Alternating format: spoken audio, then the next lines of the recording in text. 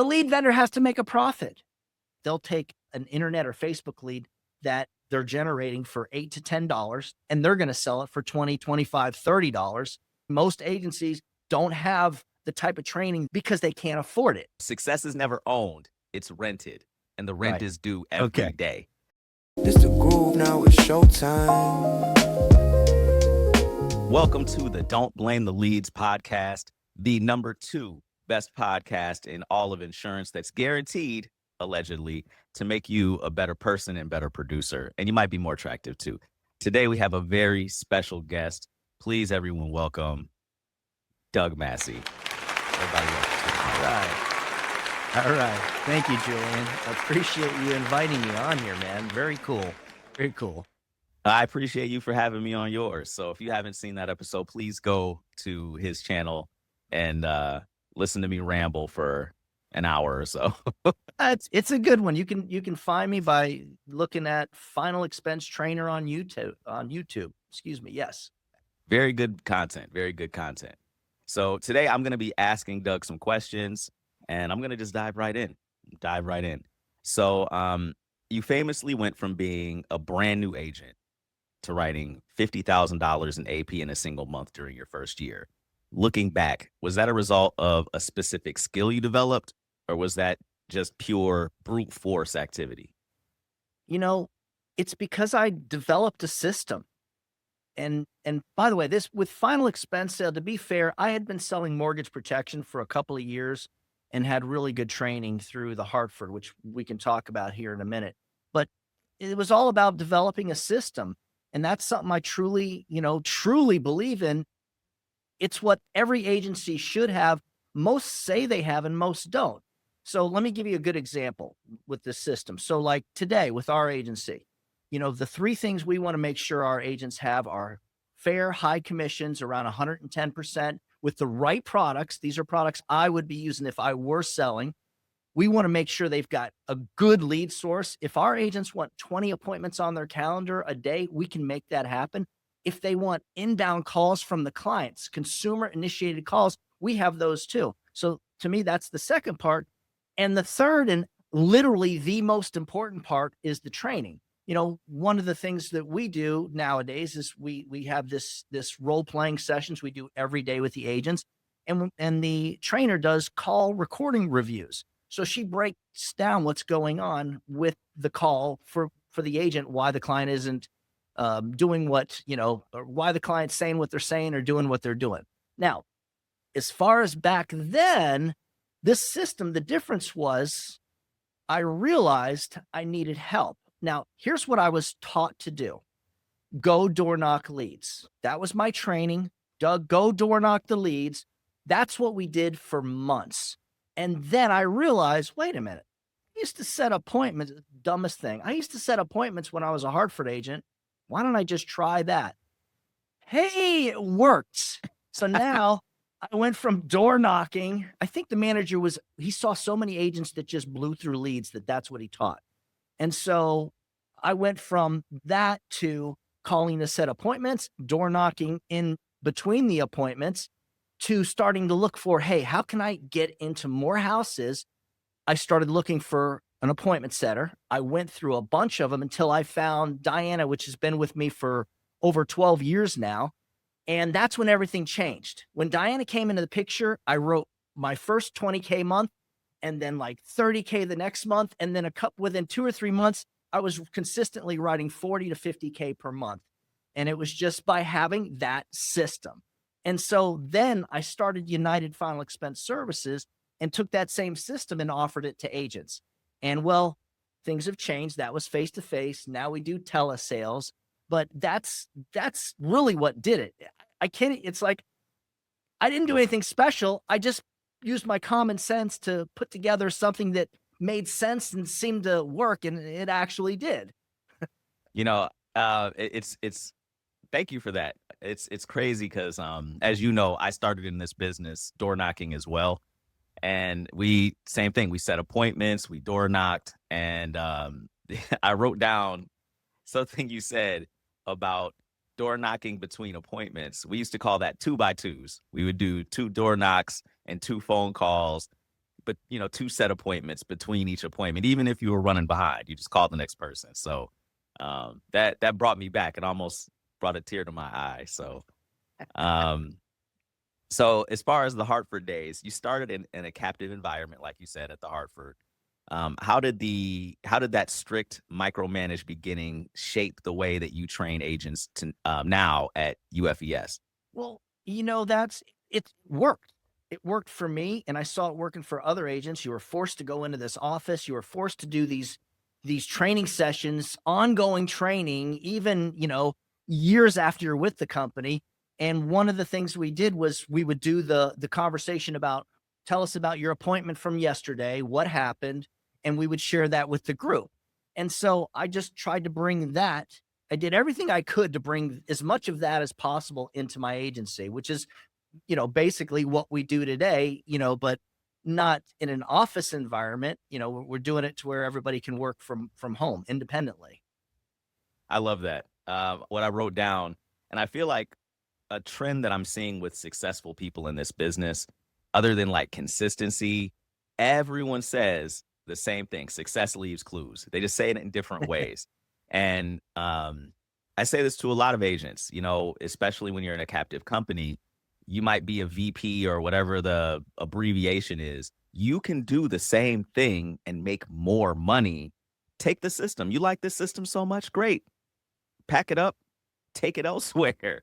And just hearing you say that, some of those methods still work for you to this day is that's pretty incredible. It's really smart. Um, so as far as the 2026 failure rate, the failure rate for new agents still remains very high. In your experience, is it usually a lack of talent, a lack of leads, or a lack of hunger that takes people out in the first 90 days? You know, it's kind of a combination. So, look, when I was having that success we talked about, selling final expense, my Mhm. first year full from January 1st to December 31st year was 2014. I worked a lead that said on the lead card they were filling a state regulated program to pay for your final expenses. That's what it said. So people assumed it was free or something from the government. And so that was a great lead. That lead today, people will be like, whoa, this is misleading. And well, you know what? It's pretty vague and it kind of is misleading, but it got me in the front door and I was able to write over $400,000 of premium that my first year doing that. So it's not that, it's kind of this combination. I hate to say it, but I feel like a lot of agents, they don't put in as much as they could to get through the learning curve. So that's a big part of it. Now, second, a lot of the agencies, hey, I said it before, training is important. The agencies, unfortunately, most agencies don't have the type of training that I described to you that we do every single day because they can't afford it. The bottom line is if you're giving out like high level commissions, how can you afford to hire a trainer and actually do that? And what they do is they kind of depend on the uplines and they do the MLM thing. And so if you recruit someone, you train them kind of mentality.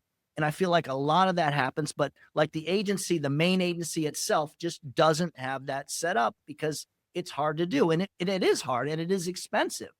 So it's part that, but honestly, another part is agents being recruited in the business, being told, well, here's what it is. And then as time goes on, that first month or two, they realize it's not quite the way it was presented and it's more expensive. It's, the word simple gets used a lot. Simple, simple, simple. Well, a system can be simple, like ours is a simple system, but it's hard work. It's not easy to Yeah. to be successful, or what's the saying? Everybody would be selling, life insurance products. So it's Mhm. kind of that combination of all of that, which is again, it comes down to, when you're serious and the light comes on, you should be able to be successful in many systems. So let me give you an example of that. Yeah. When I was a Hartford agent, I first got recruited into it from home improvement sales. I did it for a few months and I said, this isn't for me. It was too hard. I wasn't ready and I didn't. I went back to selling home improvements for a few months, realized my income potential was really bad there. And that was why I got into insurance in the first place. The home improvement promise that I'd gotten, I've been doing that for years. It didn't happen. Basically, I was told, if we get hit by a few hurricanes, Doug, you're going to make hundreds of thousands of dollars selling this business. Guess what? One year Florida got hit with 3 hurricanes. I was never that busy and I still didn't earn 100 grand a year. That's when I said, I got lied to and I felt that way. So I got into insurance. Bottom line is, went with the Hartford, didn't like it, went back to home improvement. And then I said, you know what? They had that lead program, the life insurance stuff. I sold some, I just wasn't that good. And I kind of realized, man, if I can figure it out, I can make it work. I went back to that company with my tail between my legs. And honestly, within 3 months, I was one of their best agents because I decided this is it. I'm going to do whatever you say. And I went all in and I didn't give up and I didn't take no for an answer. People were kicking me out of their houses. I was going to be successful no matter what. And that was my mindset. That was the bottom line. Yeah, you made a decision. I think that's very powerful. We talked about a very similar story with me where I made a decision. And I think that happens to a lot of people that they think, they're coming from a 9 to 5 or whatever they're coming from, that it's going to be easy. A lot of times they get lured in, somebody with a fancy car or whatever, and they think it's going to be so easy and simple, like you said, but it's not. And then they just make a decision. So I think a lot of successful people are like that. So any agents watching, if you're going through a tough time, it will get better. You just have to decide. So Doug, our channel's built on the philosophy of taking ownership. Don't blame the leads. So when an agent complains that the leads are garbage, what is the first diagnostic test that you can run to see if it's the lead or if it's something with the agent? Of course, I'm going to look at the agent. I'm going to pull a recording. I'm going to see if they're doing something wrong or right, or could be doing something better. If they're doing what we're teaching them in the training. At the same time, I'm going to look at their dial count. In many cases, if they're using our calendar appointment system, I can actually see their dial count. And it's usually a combination of both. It's usually they're doing their own thing. It is so funny how, as an agency owner, my perspective is different than an agent. How a lot of agents, and I see this a lot, will complain about the leads, and they're the ones that aren't following the system. They're not following the training and they're not doing the work. They were thinking in their mind, this is going to be something easier than what it really is. And I've had conversations where I talk with agents about, minimum dial counts. If you're generating your own leads or you're working Facebook leads, to me, the minimum dial count a day for a new agent is around 250 dials. And Bingo. that number scares them. They're like, that's a lot of calls. You know what? If you're using even a CRM, you're hitting dial. You're not using a dial that dials 3 numbers at once. You're just using a CRM. It's about 3.5 hours worth of work if no one answers. So it's not even that much. And it's just the number. And I have these conversations with agents all the time that are like, man, I was with this company and I had to make, they had to make hundreds of dials. And I was like, well, how many? And they'll tell me, 200-300. And I'll be like, that's not bad. Every now and then I'll get an agent that'll be like, I've made 1,000 dials in a day using the 3 dialer line. And I'm impressed with them, because then when I show them my system and I say, look, even as a new agent with a small budget, if you make 250 dials a day, you're going to get into some presentations. So that can be a win-win type of scenario. But really the bottom line is it's always up to the agent. It really is. It's the sad truth. That is the sad truth. And I for one have gone through that phase of blaming the leads, blaming the upline, blaming the whatever the situation is before I introspectively, you look in the mirror and you're like, hold on, wait a minute. They said I had to do 15 door knocks. I did 3. They said I had to make 250 calls. I made 100. it's just a scary thing for some people, I guess, to realize that if you buy 15 leads, that's not 15 sales. you know, so I guess I don't know, but that's smart. Um, all right, so you've seen the pendulum swing between direct mail and Facebook or digital leads. For an agent starting today with a limited budget, where is the best return on investment located right now? You know what?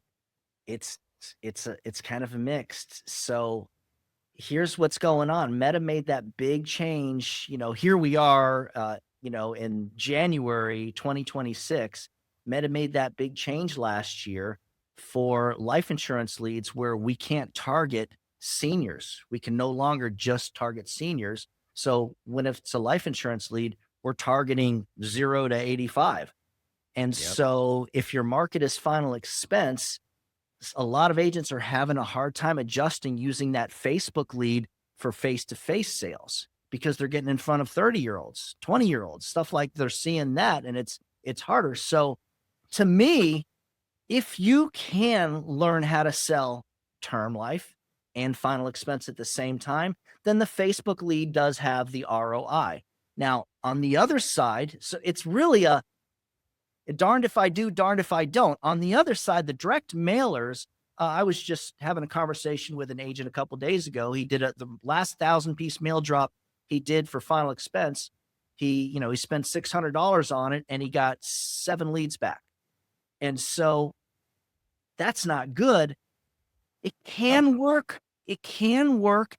Now, here's the other extreme. If you're selling Medicare products and final expense.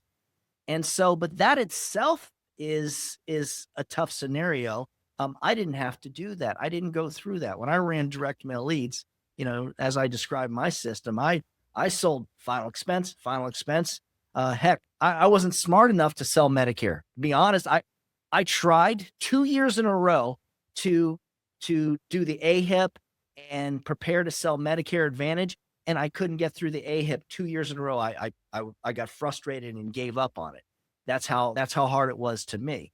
So nowadays, yeah, you're kind of darned if you do, darned if you don't with face to face. Now, telesales, that to me is a different scenario. There are people out there you don't have to even generate your own leads. You don't have to be good enough to do that. There are people that for like $500 a month will set up a Facebook ads campaign on your Facebook for you, will run it and manage it for you. It's their management fee. You just tell them how much you want to spend. You want to spend $400 or $500 a week. You spend $400 or $500 a week.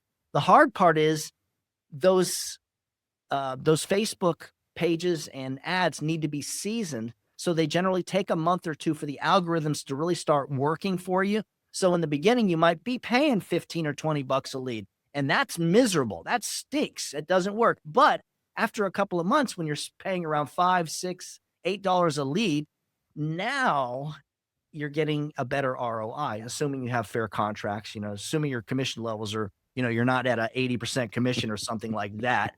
And you're actually spending money on your advertising.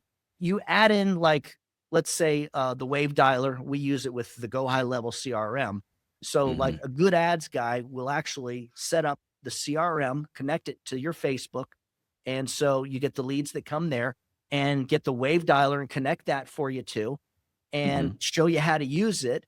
And so now you're calling 3 leads at once. You're just doing this dial and sitting there waiting for them to answer while you got your headset on. So now it's a lot easier. And so I would definitely say, if you're independently, if you don't have an advertising funnel like what we use, if you don't have a system of having inbound calls, that for the independent agent probably is the best and easiest and simplest way to go. And it works. It does work. The ROI is there. That's that was an amazing answer. Thank you. Very detailed answer, and Well, because yeah, it what a has lot to be. I feel like agents really need help.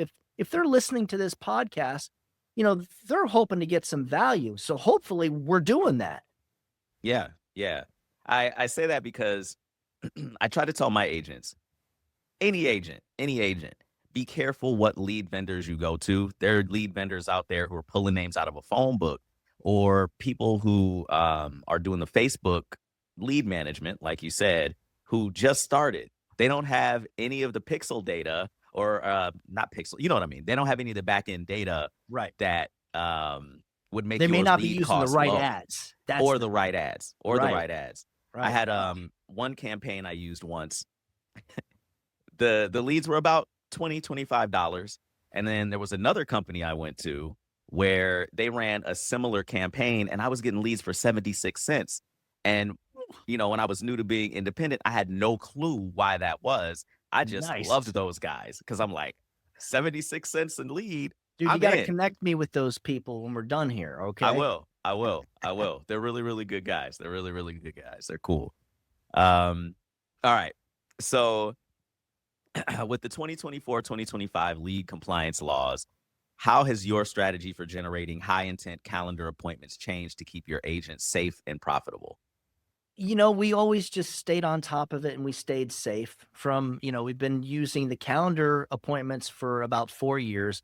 And, the gentleman that runs that system, Brandon Novick, and if you look him up on Facebook and YouTube, he's doing the same thing that I do. And so you can find what he does. It really works. And the one thing that he's done every year is stayed compliant, stayed compliant, stayed compliant. Now, the cons are what happens with every lead year after year is the cost keeps going up. And so, you got your pros, you got your cons. That price keeps going up. When we started it 4 years ago, we were getting leads, and for like $1,000 weekly budget, we were getting 25, 30 appointments a day. We were seeing $2, $3 leads. Now, I wish it was like that. Now the lead cost is, more like $8 to $10, sometimes even more. And we're not getting nearly the amount of appointments. Like if you want Mm. 20 appointments a day on our system, you're going to spend a couple $1,000s a week. It still works. The ROI is still there, but it's not what it was back then. I mean, we had agents that weren't very good doing really well. And that's not the normal in our industry. So now you gotta be competent. You've got to be able to like learn and develop the skill set, and then it does work. Yeah, that's fair. That's fair. Um, so in telesales, you don't have the luxury of sitting at a kitchen table. What are your like bridge words or techniques to build trust with the senior in the first 60 seconds of a call? So honestly, just by sticking with the script. So we use I'm just going to say what it is. It's proprietary. I don't share it with the public. I've got a script I Fair. do give away on my YouTube channel, but it's not that presentation. And so the key is to come out sounding smooth, professional, like I've been doing this. This is who I am, not to fumble and bumble through that first few seconds. Honest to goodness. So I'll show you a book. And those of you who are listening, The Way of the Wolf by Jordan Belfort. In that book, he uses a looping technique that we use for overcoming objections. We could talk about that too. But in the beginning, one of the things he says is, you've got 4 seconds to leave an impression. Are you going to be the guy who's fumbling and bumbling and interrupting the client because they answered and you didn't give it enough delay to go, hey, Janet, this is Douglas Massey, and do your intro? Or did you come off sounding a little unsure? When we're new, when I first made my first calls setting appointments, I remember like when I go back to the Hartford days, I sounded a mess. I mean, I was scared. That phone weighs 1,000 pounds. And if you're just not sounding confident, it just doesn't work. But pretty much any decent presentation is going to get you there, that works, that it's worked for other agents. It's all about just not screwing it up. It really is not fumbling and bumbling through that first few seconds, first few minutes, and actually coming off as a solid professional. So I don't sell health insurance myself. We're licensed for it. My wife and I, what we do is we use a broker for that. We believe in finding people that are professionals at that. And the broker that we use, the reason we use that person is because when I first heard them, I was like, man, I wish they'd sell some final expense for us. I actually kind of did talk to them about it. First thing that went through my mind is, geez, this is a producer. This person is smart, and that's who we use. So that's the key. The key is, to be knowledgeable and sound like it. And if you're new, you got to fake it till you make it. You kind of do. But as long as you sound smart and professional, they're going to go for it. The clients are going to, when I say go for it, they're going to feel you. They're going to trust you. They're going to start to believe in you. And that's the key right there. That's an amazing book. The Art of Straight Line Selling. I recommend it as well. Another book I recommend for new agents is Take the Stairs. I don't know if you've ever read it, by Rory Vaden. I haven't. It's a pretty good book for mindset for new agents. And there's another one called The Magic of. Okay, I'll remember it. But yeah, that's an amazing. Take the Stairs. Yep, Take the Stairs I by get Rory that. Vaden. I get that. Yeah. Yeah. The biggest takeaway from that book that I'll never forget is success is never owned, it's rented, and the rent Right. is due every day. That's right. Success That's is right. never That's good. owned, it's rented, and the rent is due every day. Yeah, I've heard that before. Yeah, it's from that book. You're known for your secret script, as you said, and tactical handling of objections. What's the most effective way to neutralize the I need to talk to my kids or the I need to think about it stall objection? It's that looping technique. Okay, so let's talk about this. This is important. An agent. So here, you guys, an agent that decides they want to come on board to work with United Final Expense Services to work with us. The first email I'm sending them is buy that book and read these first 6 chapters, and then go back and read the whole book. And one of the most valuable things that I got from that book and that I share with agents is the looping technique. What I didn't realize is I was taught that at the Hartford. This was before the book came out, so we didn't know what to call it. It's just like how you overcome objections. And so the client, and we're talking like a truer objection. So you go for your close, you give them the options, and then they say, well, I love it, Doug. I've got to think about it. I mean, if they tell you I can't afford it, then you've got that direction to go. But that's because that's an honest one, because really anytime they give an objection, it's about trust. They don't quite feel comfortable enough, most likely, to trust you, or it's about the cost. So using the looping technique, well, I love it, Doug. I need to talk to my kids first. Give me a couple days to think about it. Can I call you back? Really it's a 3-step formula. You start with being like, hey, I get that. I understand that. Let me give you some more information to give to your kids. Then what I do is I teach you pull out your cheat sheet for the carrier. So, and we're talking about this looping technique.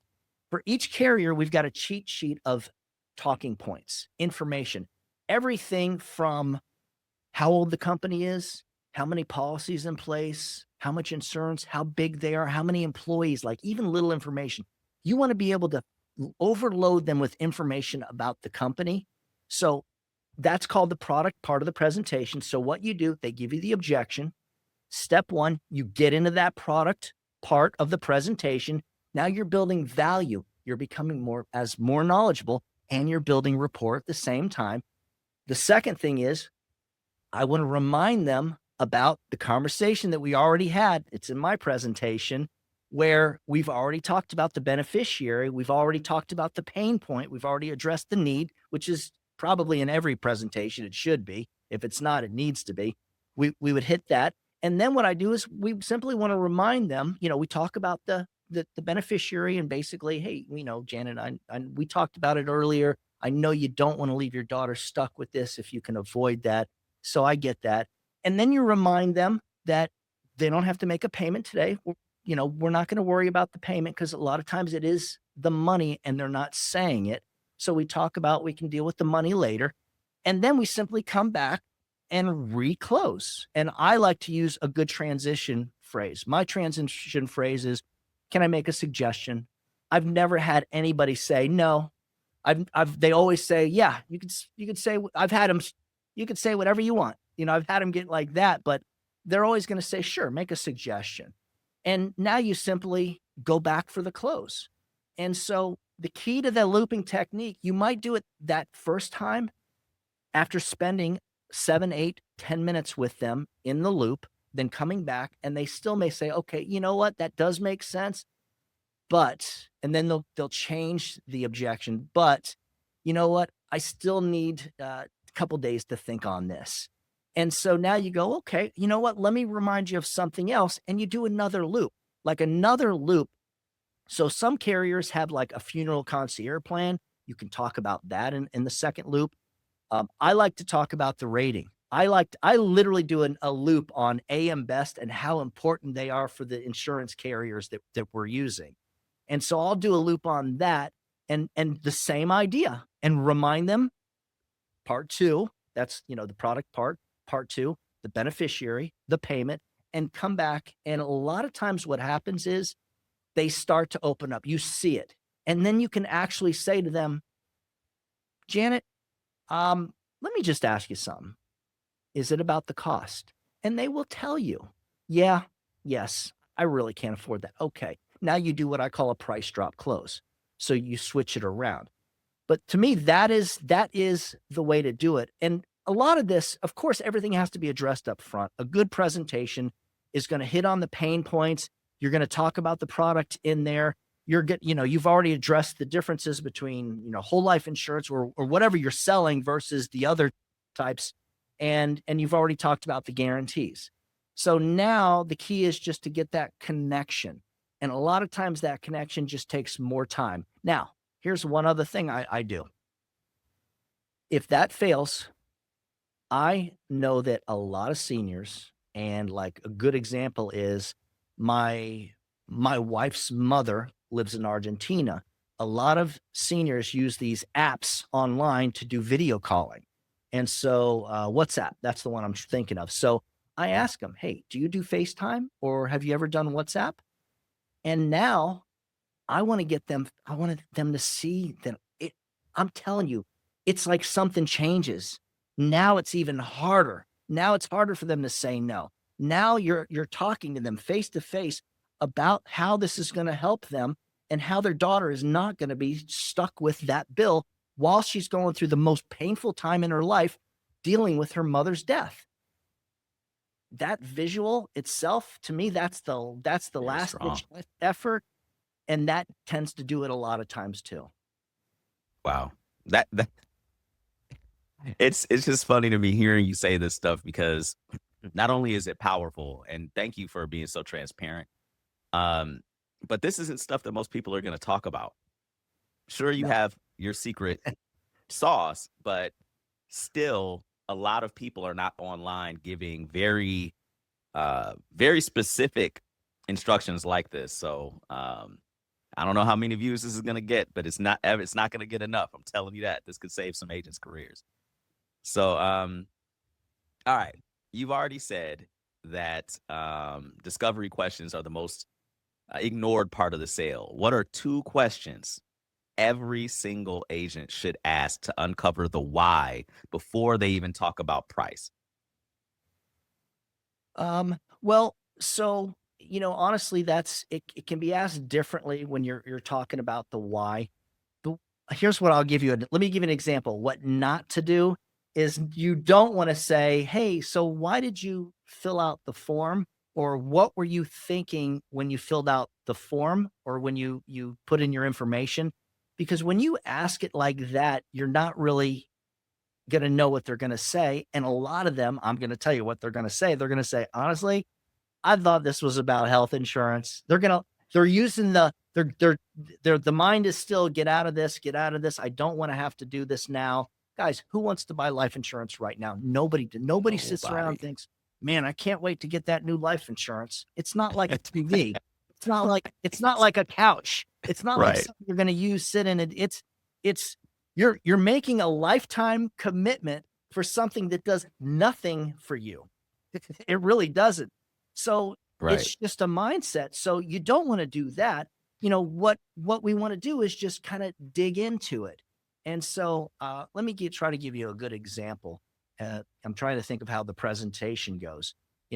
And basically what we do is we do get to the point, when you were filling this form out, were you thinking, you just don't want to leave your daughter stuck with the funeral costs?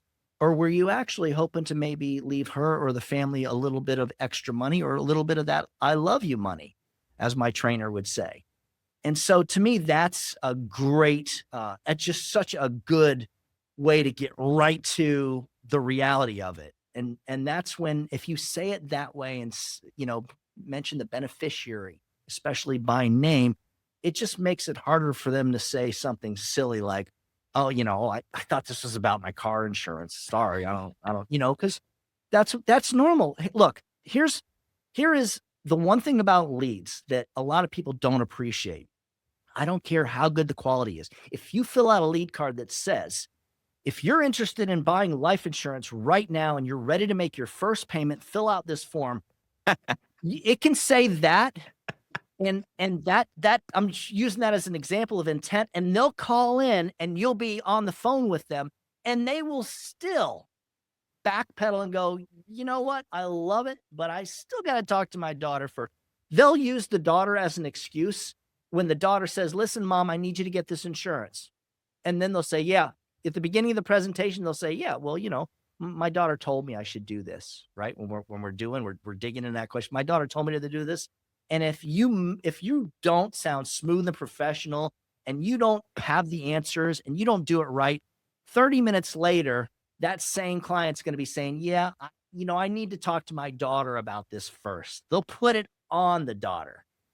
So, that to me, that really is the bottom line.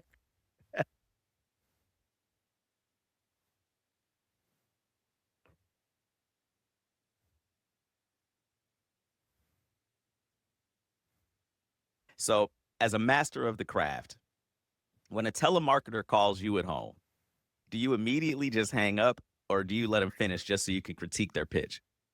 You know what? The problem is that I'm getting them all the time. And now most of them are AI. So I'm getting these illegal AI calls all the time and they're leaving messages. You're probably getting them too. Yep. It's a local number. So you're like, nope, I don't know who it is. And then it ends up going to voicemail. And then you get this 1-minute message that's AI. So I don't. Now, in the past, I've played games and I'll say play games. Look, here's why. Because in my insurance career, and even before when I sold home improvements, I never was in a position where I was forced to cold call anybody. I feel like that just stinks. That is so miserable to have to do that. Nowadays, there's no excuse for it. There is no excuse. There's just two easy ways to get leads. So I have done the thing where if I was sitting around, and this is years ago, they would call and I'd be like, just doing nothing. And I would sit there and just talk to them. And the next thing you know, I'm talking about how my feet hurt and just wasting their time because that's what they're doing. That's the way I feel they're doing with me. To you, yeah. And then they realize it after a couple of minutes and they're like, okay, yeah, all right. We don't want to talk about your bunions. All right. And now they're hanging up. So I have done that, but no, I don't critique them. What I did recently was I did get a call from an insurance agent who basically called me from an old lead form that I had filled out as a test lead. And that lead ended up getting resold. And so this agent calls me from South Florida and she texts me and now she's on my team. So, she needed some help. And this is what I did. I said, hey, I texted her, your message was great. I love it. But your text message needs improvement. By the way, here's who I am. And I sent her to my website so she could see who I was. So now she's one of our agents. Nice. A lot of people from my practice company call me because I had a policy there. And anytime I've ever tried to be helpful in that same regard, they shut it down. Yeah, They get really, really offended. they And I'm get like, right. look, I don't want to waste your time. I don't want to set an appointment when I'm not going to buy from you. Yeah. However, I know how hard it is to be you. Let me help you. This is, but they don't like that, but whatever. So um also, you've been in thousands of homes and made tens of thousands of calls. What is the absolute weirdest or most I can't believe that that just happened moment that you've ever had to deal with a client? So I've had a couple of them. The scariest was when my wife called me and told me that she just had a gun pulled on her. So that was horrible. And here's the worst part. This was a lead. A client filled out a lead form. She called, spoke with him, set the appointment, went to the appointment. He's got like real bad Alzheimer's. And so he answers the door with the gun pointed, and she basically didn't know how to deal with it and talked him down. So stuff like that happens. I got out of a car once and something moved in front of me that was between the houses. I pulled right up in the driveway and it was an alligator and it turns around and hauls butt. So I've had that happen. I've had a snake, we'll go up to the front door and knock and a snake run, like stuff like nature stuff. This is when you're working in Florida, you see these type of things, especially like in these rural areas. So there's that type of stuff. Okay, here's one. I had a lady I made a presentation to who did not buy, who 2 days later, she calls me and I'm like, oh, it's my first call back. Nobody calls you back. Right? Yeah. You'd never see that. So this was So, back when UFO. this was when I was a Hartford agent now. So I was, my first couple of years. And she's like wanting to take me out to coffee, which was nice. But I kind of was I think I did a good job of saying no, I'm in a relationship, whatever it was. I knew it was inappropriate. I wasn't interested. And she kept calling. And this went on for like every 2-3 days, there was calls. And so until finally, I told her, look, I've got a girlfriend. I'm not cheating. I love my girl. I had to make up some excuse or something. But so I've had that happen.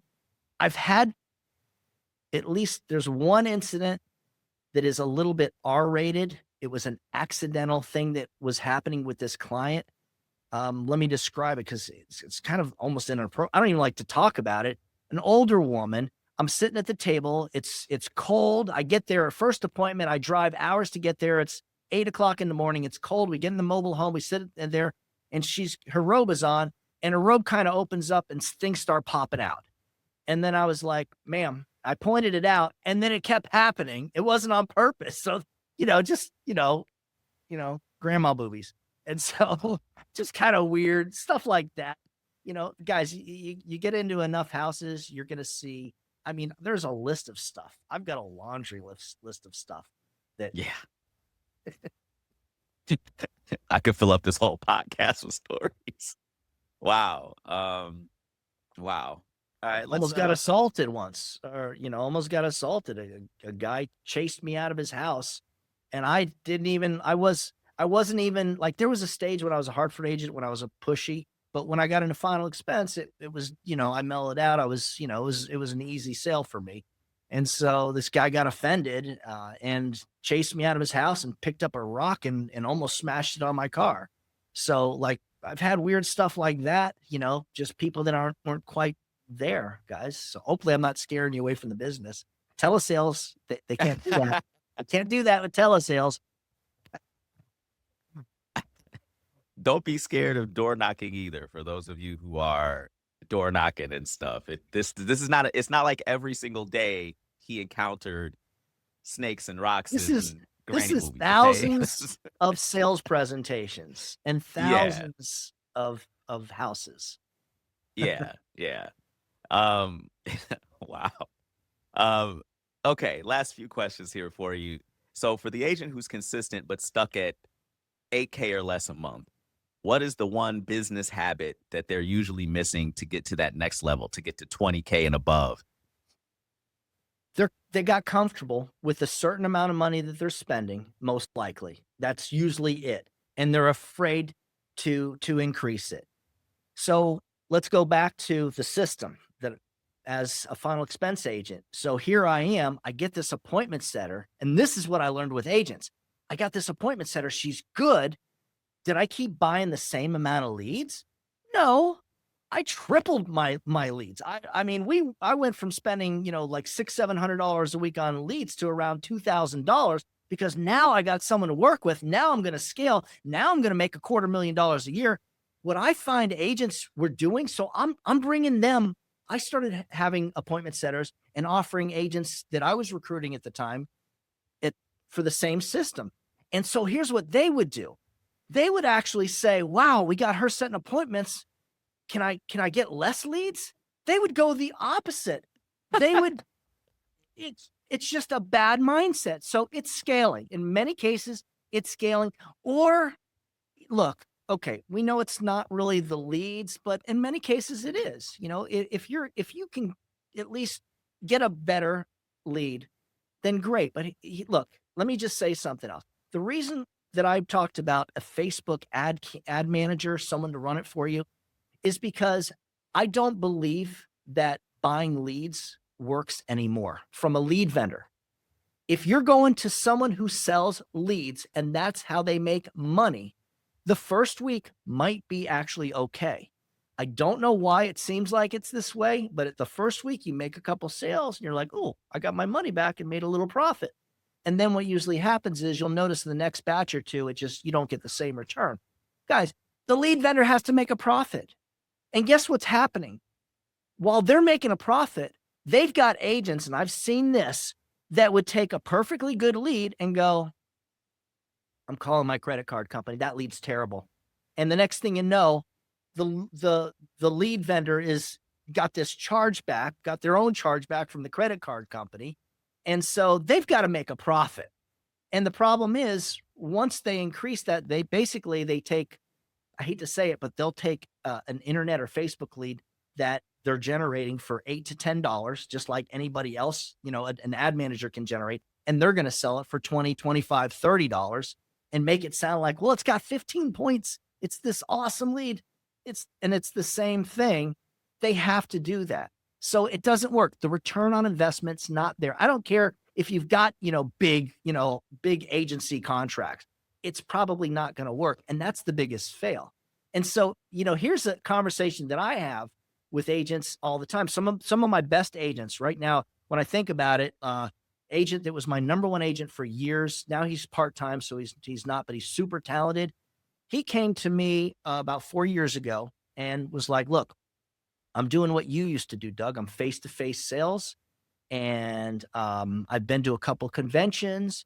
And so he's making it work. He did it for like 12 years at that point by the time he had found me. And he's like, how do I do what you were doing? And I was like, well, those days are over, but you can do that on the phone if you trust me with our system. And he's like, yeah, he brought it right up. He's like, yeah, but man, my commissions, I've got 125% with most of my contracts. And I know you don't start at those super high, because he had been doing this for years. He had made connections. So he earned his way there. He did. He had connections. He did it the hard way, doing mail drops, buying leads from vendors. And so I said, look, here's what I'm doing. I'm going to be able to give you lower commissions and like blow your ROI out of the water.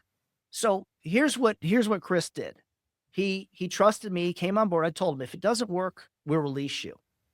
In his first calendar month, he wrote over $53,000 of annualized premium. Now we had a conversation before he came on board. He had never made $100,000. He had never profited $100,000. By his fourth month, his profit margin was already over $100,000 a year. This is a go-getter. This is someone with talent.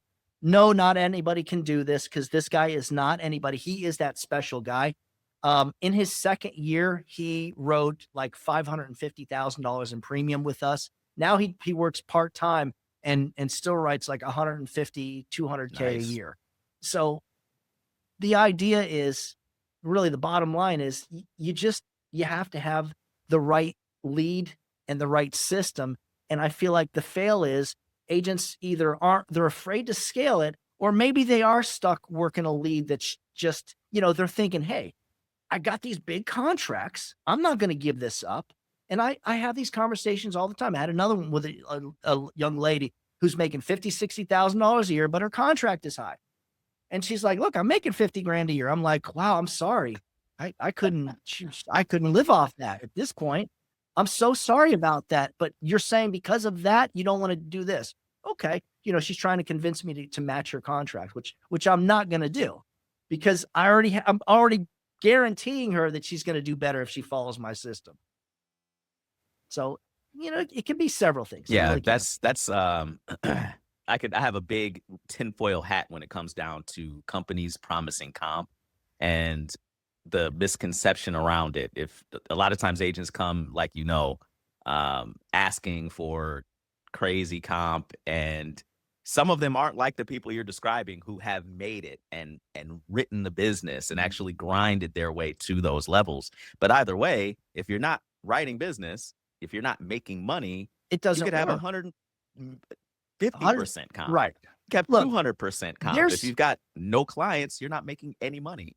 There's agencies to this day that anybody listening to this can find, and they will give you pretty big contracts. They'll give you 120% as a brand new agent, even up to 125 with some of the products. Those products that pay higher are usually not as good. And so they'll give you this because here's why. Because they have nothing of value. They don't have the three things that I just showed you that every agent needs to be successful. So what do? They overcompensate in one. I'll go back to a manager, a guy that I knew years ago that we had our contracts in some of the same place, and we went to hung out at conventions, a couple of different conventions. So it's one of those things where you build a relationship with people. And he and I were talking, and I'll never forget this conversation. He always gave higher commissions than I did. And he bragged about it. And he was one of those guys, if you look up the insurance forum, you see all these guys loving to give those big commissions. And he's like, look, I'm not, but the place that we got the contracts at, they don't share any of my losses. So when an agent rolls up dead, I'm in trouble. And I'm going, and I'm sitting there, not arguing with them. I'm sitting there thinking, well, of course you're giving these commissions that are so high because you have nothing else to offer them. You're not offering them anything else. Then when they fail, you're getting stuck with the debt. So meanwhile, we both been in the business for the same amount of time. He's still struggling with the same issues. And it's funny because every now and then I'll release an agent to him. Every now and then he'll release an agent to me. And a lot of the times when I release an agent to him, I'll find out that I always check in. When I release an agent, I always check in with that agency a couple months later. How's so-and-so doing? Oh, they're gone. But I've had a couple agents from different agencies that I would release to, and 6 months later, they're coming back to me. Gee, I wonder why. And they're doing the same conversation, trying to convince me to give them that extra 10-point contract. And I'm going, I can't do that. What works over here. I can't do that because we're spending so much on our resources to have this advertising funnel, to have these inbound calls, to have the training. You're not going to go to FFL and have a group of agents doing role playing every single day. You're not going to go to Symmetry Financial and have someone that's actually going to sit there and work with you every day to teach you the skill set. You're going to have to go to an upline manager, which is usually somebody who's like an average producer and really never really developed that top skill level anyways. Yeah. They think they can buy production with comp, and comp doesn't mean anything. I think you and I probably both know people at captive companies like like my alma mater, people at 50 and 60% comp who have made hundreds of thousands of dollars a year, while I also know people who are at 130, 135% comp who are making. They can't sell anything. Yeah. They can't do anything. Yeah. And they're miserable and always looking for the next unicorn lead that doesn't exist. Yep. It's sad. All right. So you advocate for the Life Plus health insurance combo. How can an agent introduce Medicare without muddying the water? and losing the original final expense side? develop the relationship first, but Medicare, the way it's going right now, I'm not sure if it's even worth doing. I'm really just, I can't say it is just because of the changes. We're seeing plans being dropped. So I've got an agent who has he has his Medicare contracts through us too. And he's been telling me this whole AEP and OEP that what he's been basically doing is instead of reselling, or I'm sorry, instead of getting new clients, one of the best plans in his counties that he works has been dropped. And so he's just trying to save the clients he's got. So there's some things going on. Plus, these new plans have been introduced that in a lot of states that don't even pay a commission. And so you'll go on Facebook groups. I was watching a Facebook group where an agent's talking about, well, yeah, I had to write this one that was non-commissionable because it was a good client, and like insert nonsense excuse here. Like they were making themselves out to be this hero. And I'm sitting there going, if a new agent is trying to do this, how are they going to pay their bills? The idea of insurance is, now let me go back to insurance school, is the client has to have something that makes sense for them. The agent has to make money. It's the common sense part. So the changes that are going on with Medicare, I don't know. I'm not sure if it's even worth it at this point, but you don't want to sell right then and there, 2 in 1 shot. You want to sell to me. Once I've got a final expense client, now I've got someone who is making a monthly payment. And so later on, it's going to be easier to sell them another product. Right on. And thanks for being transparent and honest, because I know a lot of people would probably get on here and say, oh, Medicare is still great and Better than ever. It's coming back. It's coming back. I got a couple of friends that are friends, and they're trying to keep that spirit, and they have to, because that's what their agencies are based on. So they're kind of like, oh man, they're in a little bit of the gaslight zone. Yeah, that's sad. I'm going to pray for your friends. So when you're looking for a leader to build an agency under in the UFES umbrella, what traits are you looking for beyond just a, high personal production? They need to be honest. What I've learned is the guys that start with the gaslighting, it goes from like a little manipulation to little leaving things out to basically lying. And so those people they're just not, I feel like our industry is bringing in people, and a lot of agencies, a lot of these multi-level marketing agencies, they're kind of accepting with that and they're okay with that. I'm not. To me, that really disgusts me. Those are the worst people. Those are the ones that they teach the dishonest stuff. So I'm looking for some integrity, but yeah, they need to know what they're doing and be capable of selling at that high level. And then they need to want it too. Not everybody wants it. I find like if they bring it up to me, if one of my producing agents brings it up to me, hey Doug, I really think I do want to kind of start building an agency. I love that. I'm like, great, let's talk about that, because not everybody really wants that. And then I tell them what it really takes. I tell them the pros and the cons. And like half the time they don't realize, that they're responsible for everything, including the debt. And so I tell them a couple of debt stories in my first couple of years of doing that. And most of them are like, yeah, I don't know if I want to do that.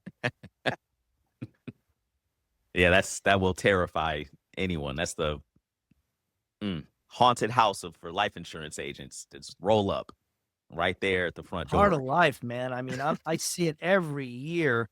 $20,000-$30,000 rolls up, and it just feels like profit that is no, when you've got an agency and you can handle, taking that type of debt, it's not such a bad thing. But like my first couple of years, I had an agent roll up $8,000. I had another one roll up over $14,000, and they rolled up debt that was, I'm pretty sure they did on purpose. I'm pretty sure it was just completely illegal.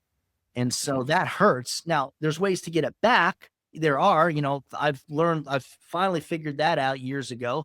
where you just, unfortunately, you got to put more money out to sue them and put them in a bad position to where they'll start making some type of a payment.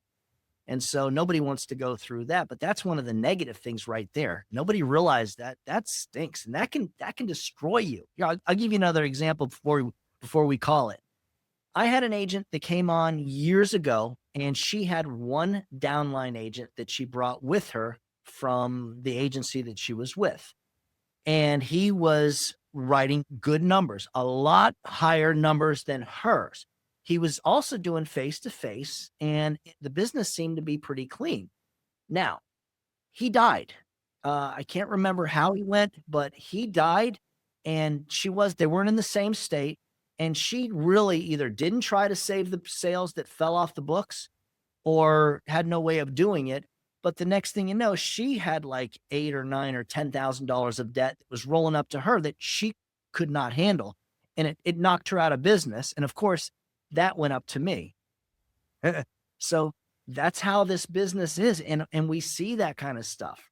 Family First Life and Symmetry aren't going to tell you about that when they bring you into their group meetings and they show you how amazing your life can be, if you have a successful life insurance agency. And they won't help you with it either. Oh, no. Oh, no. So I know that we are short on time. So I just wanted to ask you, number one, where can people find you? So what are your, or anything you're offering, anything you're selling, any of that stuff? Well, okay. Well, thank you. So honestly, the best place to find me is YouTube. Look up Final Expense Trainer or Douglas Massey, Massi. That really is, that's the place where I recommend. I do stuff like Julian. I put out really good information, life insurance type of videos, and I also put out training videos all the time.